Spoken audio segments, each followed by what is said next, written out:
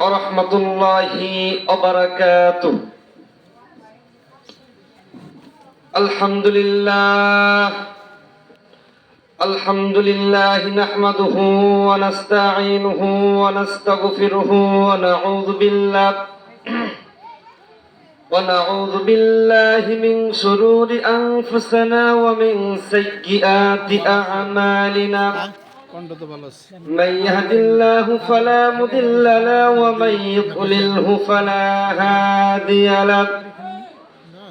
ونشهد أن لا إله إلا الله وحده لا شريك له. ونشهد أن سيدنا وحبيبنا ومولانا محمدا عبده ورسوله الذي أرسله بالحق بشيرا ونذيرا وداعيا إلى الله بإذنه وسراجا منيرا. فقد قال الله تعالى في كلامه المجيد وفرقانه الحميد: أعوذ بالله من الشيطان الرجيم. بسم الله الرحمن الرحيم. إن الذين آمنوا وعملوا الصالحات كانت لهم جنات الفردوس نزلا خالدين فيها لا يبغون عنها حولا. إن الله وملائكته يصلون على النبي يا أيها الذين آمنوا صلوا عليه وسلموا تسليما. اللهم صل على محمد وعلى آل محمد كما صليت على إبراهيم وعلى آل إبراهيم إنك حميد مجيد. اللهم بارك على محمد وعلى آل محمد كما باركت على إبراهيم وعلى آل إبراهيم إنك حميد مجيد. بلغ العلا بكماله كشف الدجى بجماله حسنت جميع خصاله صلوا عليه وآله. আরবের বুকে মক্কার পরে আমিনার যেথায় ঘর। আরবের বুকে মক্কার পরে আমিনার যেথায় ঘর। খোদার করুণায় কাউসার হয়ে জ্বলছে বারংবার। বালাগাল উলা বিকামালিহি কাশাফাত দুজা বিজামালিহি হাসনাত জামিউ খিসালিহি সাল্লু আলাইহি ওয়া আলি। লা ইলাহা ইল্লাল্লাহ লা ইলাহা ইল্লাল্লাহ লা ইলাহা ইল্লাল্লাহ। রসুল আমার ভালোবাসা, রসুল আমার আশা, রসুল আমার প্রেম বিরহের মূল আলোচনা। রসুল আমার কাজে কর্মে অনুপ্রেরণা। লা ইলাহা ইল্লাল্লাহ লা ইলাহা ইল্লাল্লাহ লা ইলাহা ইল্লাল্লাহ মুহাম্মাদুর রাসূলুল্লাহ সাল্লাল্লাহু আলাইহি ওয়াসাল্লাম। আজকের মাহফিলের সম্মানিত সভাপতি, আমার সামনে উপস্থিত দিনদার ভাই ও বোনেরা, ও হযরত উলামায়ে কেরাম, সকলের কাছে আবার আমার পক্ষ থেকে সালাম। আসসালামু আলাইকুম তাআলা ওয়া বারাকাতুহু। আমরা শুরুতেই সেই মহান আল্লাহ রাব্বুল আলামিনের দরবারে শুকর আদায় করি, যে মহান আল্লাহ রাব্বুল আলামিন আমাদেরকে তার কোরআনের মাহফিল, তার আখিরি কালাম, কালামে রব্বানি, সর্বশেষ বাণী কালামে হাকিম শোনার জন্য, কিছু কথা বলার জন্য তৌফিক দান করেছেন। সেজন্য সকলে মন থেকে শুকরিয়া আদায় করি, আলহামদুলিল্লাহ। রব্বানা লাকাল হামদ হামদান কাসীরা তাইয়্যিবান মুবারাকান ফীহি ইয়া রাব্বি লাকাল হামদু কামা ইয়ানবাগি লিজালালি ওয়াজহিকা ওয়া আযীমি সুলতানিকা। আমরা সেই মহান আল্লাহ পাকের দরবারে শুকর আদায় করে নিলাম। আমি আলোচনা করার শুরুতেই আপনাদের কাছে দোয়া চেয়ে নেই, আল্লাহ পাক যেন তার এই ছোট্ট গোলামের জবান থেকে কোরআন হাদিসের কথা, সূক্ষ্ম কথা, হক কথা বলার জন্য তৌফিক দান করেন। সকলে বলে আমিন। আমার ভাইয়েরা, আমি আপনাদের সম্মুখে কোরআনে কারীমের সূরা কাহফের একটি আয়াত তেলাওয়াত করেছি। আয়াত নাম্বার হচ্ছে 107 আর 108। ইনশাআল্লাহ এই আয়াতের উপর আমি আপনাদের সম্মুখে কিছু কথা বলার জন্য চেষ্টা করব। আল্লাহ রাব্বুল আলামিন তিনি এই আয়াতের মধ্যে তার বান্দা বান্দির জন্য মেসেজ দিচ্ছেন। আসুন আমরা আল্লাহ পাক আমাদের জন্য যে মেসেজ দিয়েছেন আমরা সেই দিকে ফিরে যাই। আল্লাহ রাব্বুল আলামিন বলেন, ইন্নাল্লাযীনা আমানু ওয়া আমিলুস সালিহাতি কানাত লাহুম জান্নাতুল ফিরদাউসি নুজুলা খালিদিনা ফিহা লা ইয়াবগুনা আনহা হিওয়ালা। জোরে করে আল্লাহু আকবার। আমার ভাইরা, আল্লাহ পাক বলছেন ইন্নাল্লাযীনা আমানু, এক নাম হচ্ছে যারা ঈমান আনবে। কার প্রতি ঈমান? আল্লাহর প্রতি ঈমান।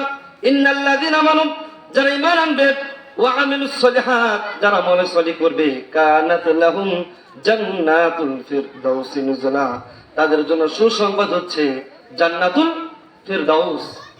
তাহলে আল্লাহ পাক তার বান্দাবাদের জন্য দুটি মেসেজ দিয়েছেন জান্নাতে যাওয়ার জন্য।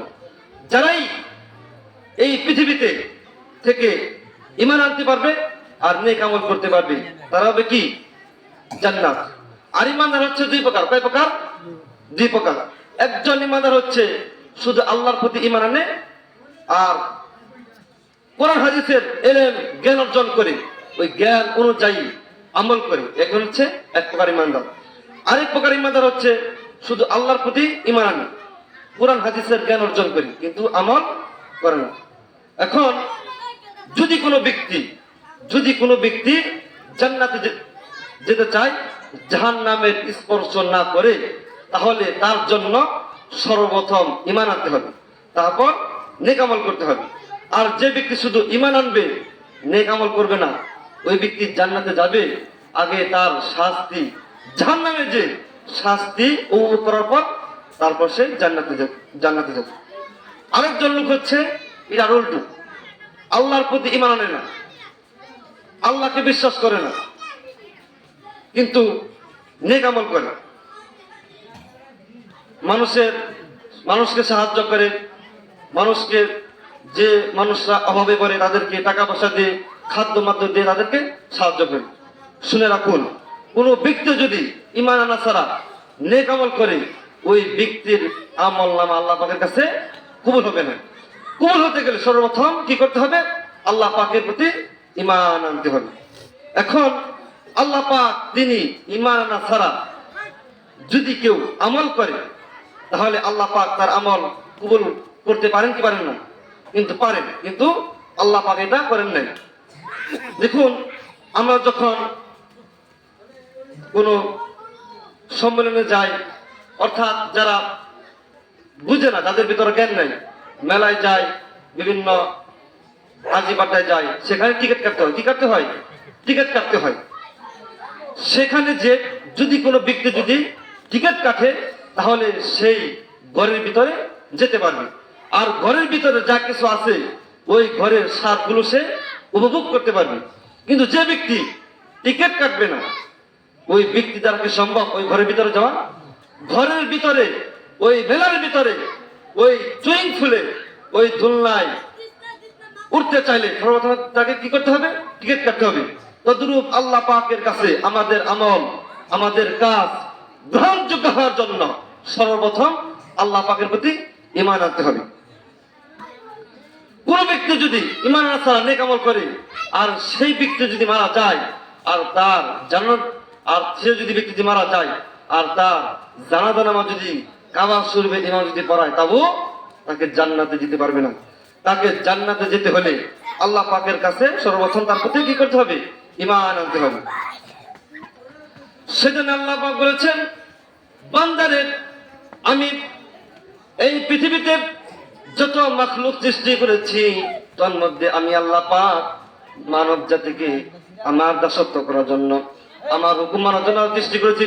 আল্লাহ পাক বলেন, মা খালাকতুল জিন্না ওয়াল ইনসা ইল্লা লিয়াবুদুন। জোরে বলেন আল্লাহু আকবার।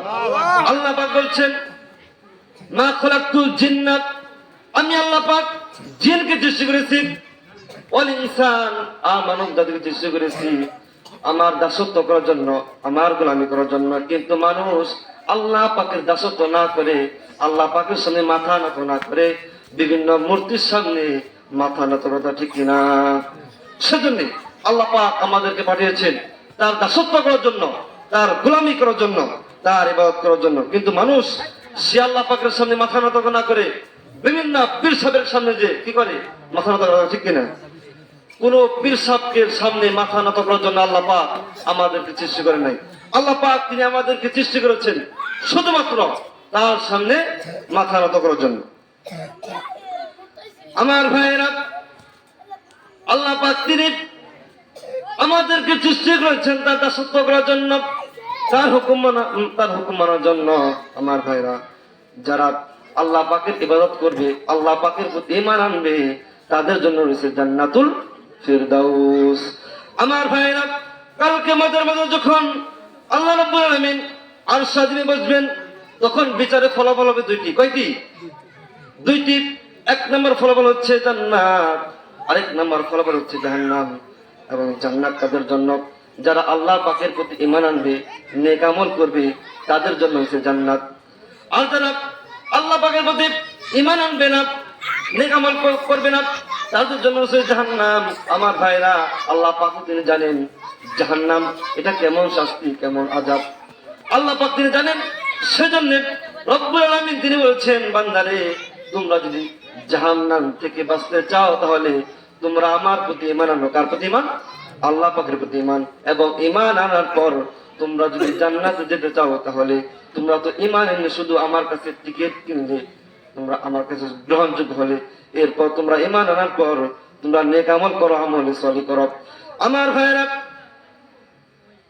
জাহান্নাম কাল কিয়ামতের ময়দান এমন বিশাল বড় ময়দান হবেন, কোন মানুষ কোন মানুষকে চিনবে না, ছেলে মেয়ে তার পিতা মাতাকে চিনবে না, আবার পিতা মাতা তার সন্তানকে চিনবে না, স্ত্রী তার স্বামীকে চিনবে না, স্বামী তার স্ত্রীকে চিনবে না।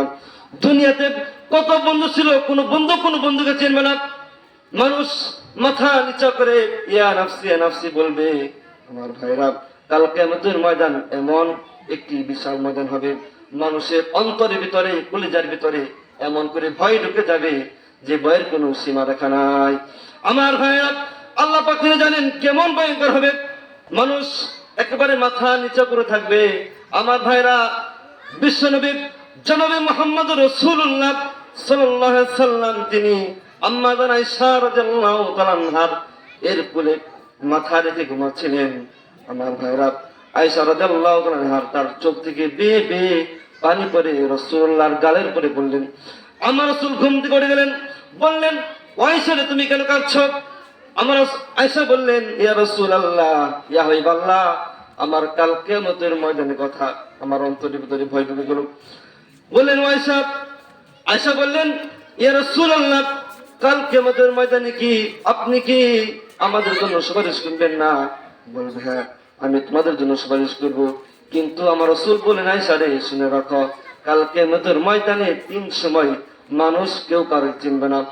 1 নম্বর সময় হচ্ছে যখন কোন মানুষের কৃতকর্মকে মিজানে পাল্লায় রাখা হবে, মানুষ চিন্তায় পড়ে যাবে আমার কৃতকর্মর ফলটা, আমার নেক আমলটা বাড়ি হবে নাকি আমার বদকার আমার খারাপ কাজের আমলনামাটা বাড়ি হবে। 1 নম্বর চিন্তা থাকবে। 2 নম্বর চিন্তা হচ্ছে আমার আমল আমার ডান হাতে আসবে নাকি বাম হাতে আসবে। 3 নম্বর চিন্তা হচ্ছে ফুলসিরাতের পথ, ফুলসিরাতের পথ আমরা কিভাবে পারি হব। আমার ভাইরা, আমার রাসূল বললেন, আয়েশা রে, এই 3 সময় মানুষ মানুষকে চিনবে না। আমার ভাইরা, সেজন্য রব্বুল আলামিন তিনি বলেছেন, তোমরা যদি জান্নাতে যেতে চাও তোমরা ঈমান না এনে তোমরা মৃত্যুবরণ করো না। রব্বুল আলামিন কত সুন্দর করে বলছেন, রব্বুল আলামিন তিনি বলেন, ইয়া মুজরিমু লাউ ইফতাদি মিন আযাবি ইয়াউমিদিন বিযমানিন وصاحبته وأخيه وفصيلته التي تؤوي ومن في الأرض جميعا كلا। আমার ভাইরা, কাল কিয়ামতের মাঝে যখন মানুষ তারা নিজের আযাব থেকে নিজের ভয়ঙ্কর থেকে বাঁচতে চাবে, ওই আযাব থেকে বাঁচার জন্য মানুষ তারা নিজের ধন সম্পত্তি দিবে, তাদের সন্তান দিয়ে দিবে, বলবে, আল্লাহ তোমার যা কিছু লাগে, আমার যে সন্তান লাগে সন্তানের বিনিময়ে তুমি আমাকে এই আযাব থেকে বাঁচাও। বলবে, আল্লাহ যদি তা না হয় আমার স্ত্রী আমার ভাই ব্রাদারদেরকে এই আমি তোমাকে দিয়ে দিলাম, এ থেকে তুমি আমাকে বাঁচাও। সেই ব্যক্তি বলবে, আল্লাহ যদি তাও না হয় এই পৃথিবীতে যত মানুষ আছে সমস্ত মানুষকে জাহান্নামে দিয়ে তুমি আমাকে আযাব থেকে আমাকে বাঁচাও। তাহলে বুঝবেন সেই কাল কিয়ামতের ময়দান কিরকম কঠিন ময়দান হয়ে যাবে। মানুষ ধন সম্পত্তি তার আত্মীয় স্বজনদেরকে ছেলে মেয়েদেরকে আল্লাহ পাকের কাছে দিবে, বলবে, আল্লাহ আমি আমার লোকদেরকে দিয়ে দিলাম, তবুও তুমি আমাকে জাহান্নাম থেকে এই আযাব থেকে আমাকে তুমি রক্ষা করো। আমার ভাইয়েরা, সেজন্য রব্বুল আলামিন তিনি কত রহমান, তিনি কত রহিম। আল্লাহ পাক তিনি চান না তার কোন বান্দা বান্দা জাহান্নামে না যাক। আল্লাহ পাকে চান তার কোন বান্দা জাহান্নামে যাক। আল্লাহ পাক তিনি চান না তার কোন বান্দা বান্দি যেন জাহান্নামে না যায়। আল্লাহ পাক তিনি চান তার প্রত্যেকটা বান্দা বান্দি যেন জান্নাতে যায়। সেদিন রব্বুল আলামিন মানুষের আকল দিয়েছে, জ্ঞান দিয়েছে, কোনটা হক কোনটা বাতিল, কোনটা সত্য কোনটা মিথ্যা, এটা বোঝানোর জন্য। আমার ভাইরা, আল্লাহ পাক দেখুন, মানুষ যদি বুঝতে না পারে তাহলে আল্লাহ পাক আমাদের মাঝে কোরআনে কারীম দিয়ে দিয়েছেন। আল্লাহ পাক বলেন, বান্দারে কোনটা হক কোনটা বাতিল, কোনটা সত্য কোনটা মিথ্যা তোমরা যদি বুঝতে না পারো তাহলে তোমরা আমার কোরআনকে অনুসরণ করো। আমার ভাইরা, আল্লাহ পাক তিনি এই মানুষদেরকে জুলুমাত থেকে অন্ধকার থেকে টেনে টেনে কোরআনের পথে নিয়ে আসার জন্য, জান্নাতের পথে নিয়ে আসার জন্য আল্লাহ পাক তার রাসূলকে পাঠিয়ে দিলেন। আল্লাহ পাক বলছেন, আলিফ লাম রা কিতাবুন আনজালনাহু ইলাইকা লিতুখরিজান নাসা মিনাল যুলুমাতি ইলান নূর। জোরে বলুন আল্লাহু আকবার। আল্লাহ পাক বলছেন, আমি আপনার উপরে কিতাবুন আনজালনাহু, এই কিতাবখানা অবতীর্ণ করেছি, মিনাজ যুলুমাত ইলান নূর, যুলুমাত থেকে টেনে টেনে আপনি ইসলামের পথে নিয়ে আসুন, কোরআনের পথে নিয়ে আসুন। আমার ভাইরা, আল্লাহ পাক বলছে, হাবিব আমি আল্লাহ পাক আপনার উপরে এই কিতাবখানা অবতীর্ণ করেছি, মানুষকে যুলুমাত থেকে অন্ধকার থেকে টেনে টেনে আপনি ইসলামের পথে নিয়ে আসুন, কোরআনের পথে নিয়ে আসুন। আমার ভাইরা, বিশ্বনবী জনাবে মুহাম্মদ রাসূলুল্লাহ সাল্লাল্লাহু আলাইহি সাল্লাম তিনিও চান না আমার কোন উম্মত যেন, আল্লাহর কোন বান্দা যেন জাহান্নামে না যান।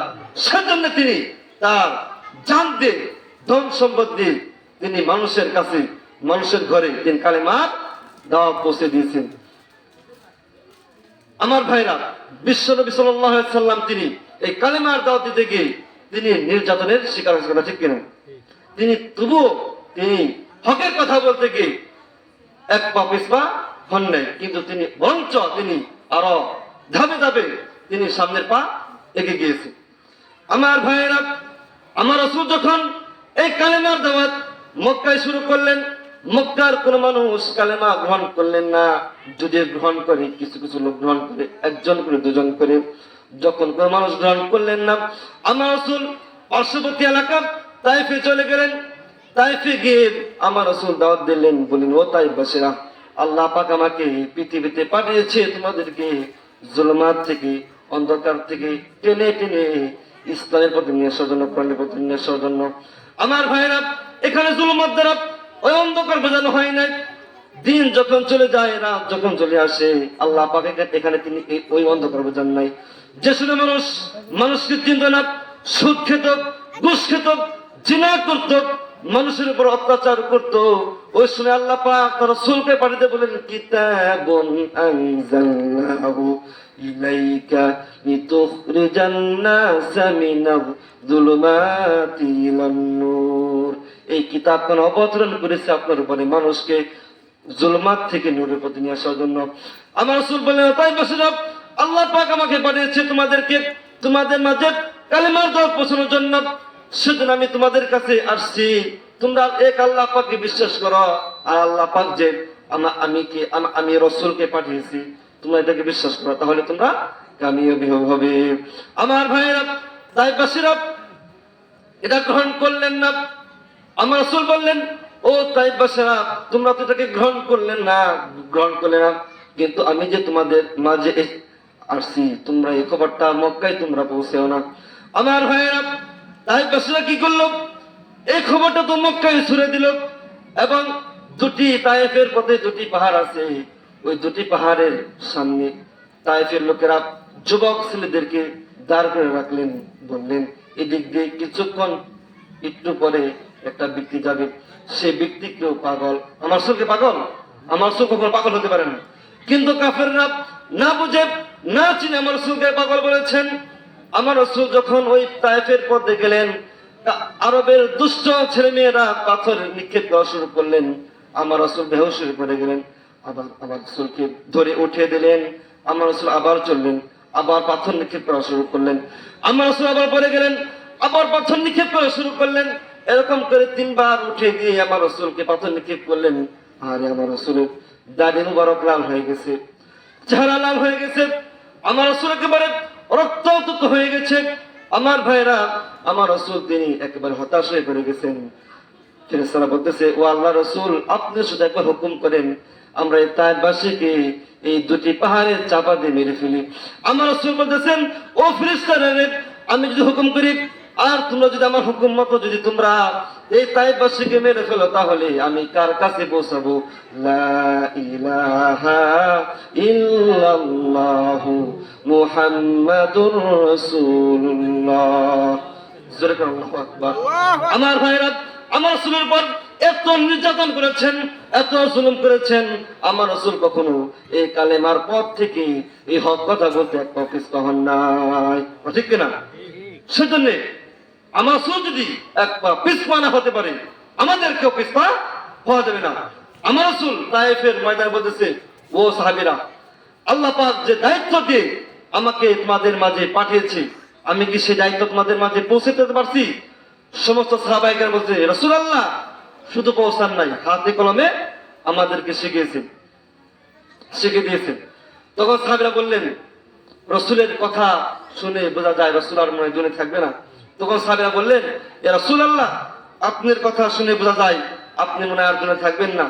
আপনি যদি দুনিয়াতে না থাকেন, তাহলে এই দুনিয়াতে এই কালেমার দাওয়াত, কোরআনের দাওয়াত, ইসলামের দাওয়াত কে আদায় করবে? বললে, আমি যখন থাকবো না, তখন তোমরা আদায় করবে। আমরা যখন থাকবো না, তখন তোমাদের ছেলে মেয়েরা আদায় করবে। এরকম করে কাল কিয়ামত পর্যন্ত যত মানুষ আসবে, আমার যত উম্মত হবে, প্রত্যেকটা উম্মতের উপর আমি কালেমার দাওয়াতকে জিম্মাদার দিলাম। সুবহানাল্লাহ। তাহলে সেই জিম্মাদারি আদায় করতে আমরা রাজি আছি। আল্লাহ পাক আমাদেরকে কবুল করেন। আমার রাসূল যেহেতু তিনি হক কথা বলতে গিয়ে এক পা পিছপা হন নাই, আমার রাসূল নির্যাতনের শিকার হয়েছেন। আজকে দেখা যায় ওলামায়ে কেরাম যখন মাহফিলের মঞ্চে বসে, মসজিদের মেম্বার বসে যখন হক কথা বলে, কোরআনের কথা বলে, তখন হুজুরদের গলা চেপে ধরার কথা ঠিক কিনা? আমাদেরকে পিছপা হওয়া যাবে না বন্ধুগণ। সেজন্য আমার রাসূল যেহেতু তিনি নির্যাতনের শিকার হয়েছেন, আমরা তো তার উম্মত, আমাদেরকে পিছপা হওয়া যাবে না। আমার ভাইয়েরা, যারা এই ধন সম্পদ দিয়ে, ইমান দিয়ে যারা এই পৃথিবীতে ইসলাম কায়েম করেছেন, তারা হলে সাহাবায়ে কেরাম। সেদিন আল্লাহ পাক তাদের প্রতি সন্তুষ্ট হয়ে বলেছেন রাদিয়াল্লাহু আনহু। আমার ভাইয়েরা, আল্লাহ পাক তিনি বলছেন, তোমরা ঈমান নাই নিয়ে মৃত্যুবরণ করো না, মুসলমান হয়ে মৃত্যুবরণ করো না। আল্লাহ পাক বলছেন, ইয়া আইয়ুহাল্লাযীনা আমানু তাকুল্লাহা হাক্কা তুকাতিহি ওয়া লা তামুতুন্না ইল্লা ওয়া আনতুম মুসলিমুন। আল্লাহ পাক ঈমানদারকে দেখে বলতেছেন, ইয়া আইয়ুহাল্লাযীনা আমানু, হে ঈমানদারগণ, তোমরা আল্লাহকে ভয় করো সত্যভাবে, এবং তোমরা মুসলমান না হয়ে তোমরা মৃত্যুবরণ করো না। তাহলে আল্লাহ পাক জানেন, যারা মুসলমান না হয়ে ঈমান আদায় না করে, আল্লাহ পাকের প্রতি ঈমান না এনে যারা মৃত্যুবরণ করবে, তাদের জন্য হয়েছে জাহান্নাম। আর যারা আল্লাহ পাকের প্রতি ঈমান আনবে এবং মৃত্যুর আগে যারা মুসলমান হবে, তাদের জন্য রয়েছে জান্নাত। আমার ভাইরা, আল্লাহ পাক শুধু এই ঈমানদারকে শুধু জান্নাত দিবেন না, আল্লাহ পাক কেমন জান্নাত দিবেন? যে জান্নাতের ভিতরে মধুর নহর থাকবে, শরবের নহর থাকবে, বান্দা বান্দির যা কিছু লাগে সমস্ত কিছু সেই জান্নাতের ভিতরে থাকবে। আমার ভাইরা, যখন কোন মানুষ এই দুনিয়াতে যখন কোন জিনিসের আশা করে, কোন জিনিস পায় আবার কোন জিনিস পায় না, কিন্তু জান্নাত এমন জান্নাত, যখন কোন মানুষের অন্তরের ভিতরে যখন কোন জিনিসের আশা জাগবে, সেই আশা জাগতে দেরি ওই বান্দার সামনে, ওই জান্নাতি মেহমানের সামনে ওই বস্তুটা আশা আসতে দেরি হবে না। আমার ভাইয়েরা, আল্লাহ পাক শুধু তিনি জান্নাত দিবেন না, আল্লাহ পাক তিনি বলছেন, যারা ঈমান আনবে, আমল সালিহ করবে, নেক কাজ করবে, আমি আল্লাহ পাক শুধু তাদেরকে জান্নাত দিলাম না, আল্লাহ পাক তার প্রসঙ্গে তাদেরকে আরেকটি সার্টিফিকেট দিচ্ছেন। আল্লাহ পাক বলছেন, খালিদিনা ফিহা লা ইয়াবগুনা আনহা হিওয়ালা। এমন জান্নাত, তারা সেখানে চিরকাল থাকবে, আর সেখান থেকে কোনো স্থানান্তর হবে না। আল্লাহ পাক বলছেন, আমি এমন জান্নাত দিব, সে জান্নাত থেকে তারা কখনো, সে জান্নাতে তারা চিরকাল থাকবে, সে জান্নাতের থেকে তারা কখনো কোনো জায়গায় স্থানান্তর হবে না। তাহলে আমার ভাইরা, আমরা কি